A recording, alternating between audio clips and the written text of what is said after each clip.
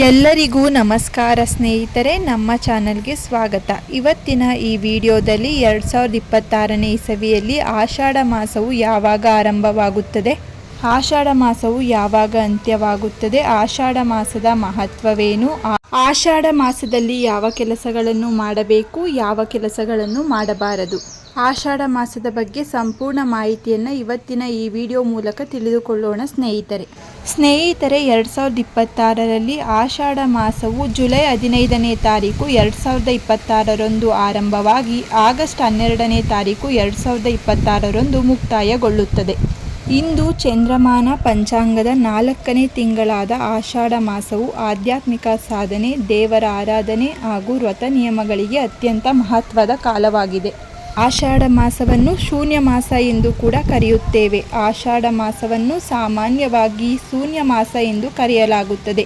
ಈ ತಿಂಗಳಲ್ಲಿ ಮದುವೆ, ಗೃಹ ಪ್ರವೇಶ, ಉಪನಯನ, ನಾಮಕರಣ, ಹೊಸ ವ್ಯಾಪಾರ ಆರಂಭ ಮುಂತಾದ ಶುಭ ಕಾರ್ಯಗಳನ್ನು ಮಾಡುವುದಿಲ್ಲ. ಇದಕ್ಕೆ ಕಾರಣಗಳು ಸೂರ್ಯನು ದಕ್ಷಿಣಾಯನ ಪ್ರವೇಶಿಸುವ ಕಾಲ.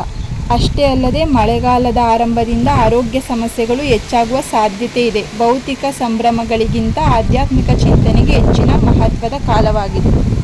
ಆಷಾಢ ಶುಕ್ರವಾರ ಅಥವಾ ಮಂಗಳವಾರಗಳು. ಮಹಿಳೆಯರು ಲಕ್ಷ್ಮೀದೇವಿ ಹಾಗೂ ಶಕ್ತಿ ದೇವತೆಗಳ ಆರಾಧನೆ ಮಾಡುತ್ತೇವೆ. ಬಾಗಿನ ನೀಡುವುದು, ದೇವಾಲಯಗಳಿಗೆ ಭೇಟಿ ನೀಡುವುದು ವಿಶೇಷ ಸಂಪ್ರದಾಯವಾಗಿದೆ. ಆಷಾಢ ಮಾಸದಲ್ಲಿ ದಾನದ ಮಹತ್ವ. ಧರ್ಮಶಾಸ್ತ್ರಗಳ ಪ್ರಕಾರ ಈ ತಿಂಗಳಲ್ಲಿ ದಾನ ಮಾಡಿದರೆ ವಿಶೇಷ ಪುಣ್ಯ ಲಭಿಸುತ್ತದೆ. ದಾನ ಮಾಡಲು ಶ್ರೇಷ್ಠವಾದ ವಸ್ತುಗಳೆಂದರೆ ಕೊಡೆ, ಛತ್ರಿ, ಪಾದುಕೆ, ಮರದ ಚಪ್ಪಲಿ, ನೆಲ್ಲಿಕಾಯಿ, ಬಟ್ಟೆ, ಅನ್ನದಾನ, ಯಥಾಶಕ್ತಿ ದಕ್ಷಿಣೆಯನ್ನು ದಾನ ಮಾಡಬಹುದು. ಆಷಾಢ ಮಾಸದಲ್ಲಿ ಮಾಡಬೇಕಾದಂತಹ ಕಾರ್ಯಗಳು: ದೇವರ ನಾಮಸ್ಮರಣೆ, ವಿಷ್ಣು, ಶಿವ ಮತ್ತು ದೇವಿಯ ಆರಾಧನೆ ಮಾಡಬೇಕು. ಏಕಾದಶಿ ಉಪವಾಸಗಳನ್ನು ಆಚರಣೆ ಮಾಡಬೇಕು. ಗುರುಗಳ ಪೂಜೆ, ದಾನ, ಧರ್ಮ, ಧಾರ್ಮಿಕ ಗ್ರಂಥಗಳ ಪಾರಾಯಣ ಮಾಡಿ. ಆಷಾಢ ಮಾಸದಲ್ಲಿ ತಪ್ಪಿಸಬೇಕಾದಂತಹ ಕಾರ್ಯಗಳಿವು: ಮದುವೆ ಮತ್ತು ಗೃಹ ಪ್ರವೇಶಗಳನ್ನು ತಪ್ಪಿಸಿ. ಹೊಸ ವ್ಯಾಪಾರವನ್ನು ಆರಂಭ ಮಾಡಬೇಡಿ. ಅನಗತ್ಯ ವೈಭವದ ಕಾರ್ಯಕ್ರಮಗಳನ್ನು ನಡೆಸಬೇಡಿ. ಅತಿಯಾದ ಸಂಭ್ರಮದ ಆಚರಣೆಯನ್ನು ಮಾಡಬೇಡಿ.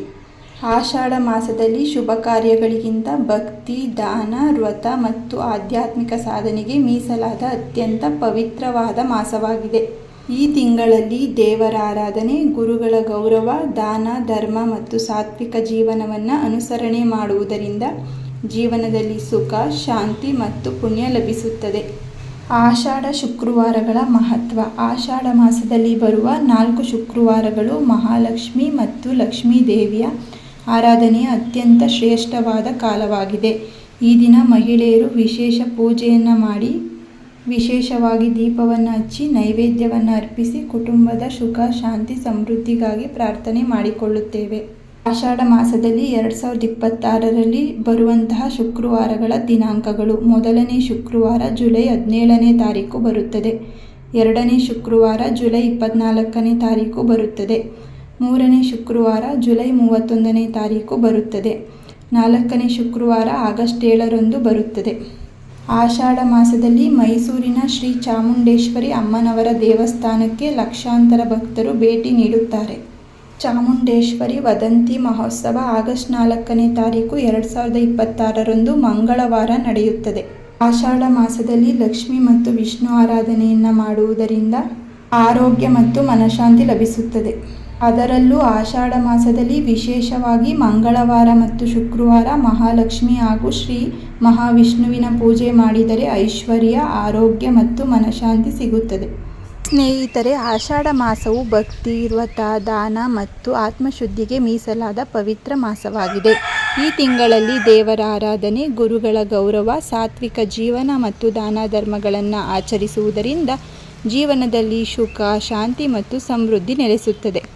ಸ್ನೇಹಿತರೆ, ಇವತ್ತಿನ ಈ ವಿಡಿಯೋದಲ್ಲಿ 2026ರಲ್ಲಿ ಆಷಾಢ ಮಾಸವು ಯಾವಾಗ ಆರಂಭವಾಗುತ್ತದೆ, ಯಾವಾಗ ಮುಕ್ತಾಯವಾಗುತ್ತದೆ ಹಾಗೂ ಆಷಾಢ ಮಾಸದ ಮಹತ್ವವೇನು, ಆಷಾಢ ಮಾಸದಲ್ಲಿ ಯಾವ ಕೆಲಸಗಳನ್ನು ಮಾಡಬೇಕು, ಯಾವ ಕೆಲಸಗಳನ್ನು ತಪ್ಪಿಸಬೇಕು ಎಂಬುದರ ಬಗ್ಗೆ ಸಂಪೂರ್ಣವಾಗಿ ಇವತ್ತಿನ ಈ ವಿಡಿಯೋ ಮೂಲಕ ತಿಳಿಸಿಕೊಟ್ಟಿದ್ದೇವೆ ಸ್ನೇಹಿತರೆ. ಇವತ್ತಿನ ಈ ಮಾಹಿತಿ ನಿಮಗೆ ಇಷ್ಟವಾಗಿದ್ದಲ್ಲಿ ಈ ವಿಡಿಯೋವನ್ನು ಲೈಕ್ ಮಾಡಿ, ಹಾಗೆ ನಿಮ್ಮ ಫ್ಯಾಮಿಲಿ ಮತ್ತು ಫ್ರೆಂಡ್ಗೆ ಶೇರ್ ಮಾಡಿ. ಇದೇ ರೀತಿಯ ಮತ್ತಷ್ಟು ಮಾಹಿತಿಗಾಗಿ ನಮ್ಮ ಚಾನಲನ್ನು ಸಬ್ಸ್ಕ್ರೈಬ್ ಮಾಡಿಕೊಳ್ಳಿ. ಮತ್ತೆ ಸಿಗೋಣ ಮತ್ತೊಂದು ವಿಡಿಯೋ ಮೂಲಕ. ಎಲ್ಲರಿಗೂ ಧನ್ಯವಾದಗಳು.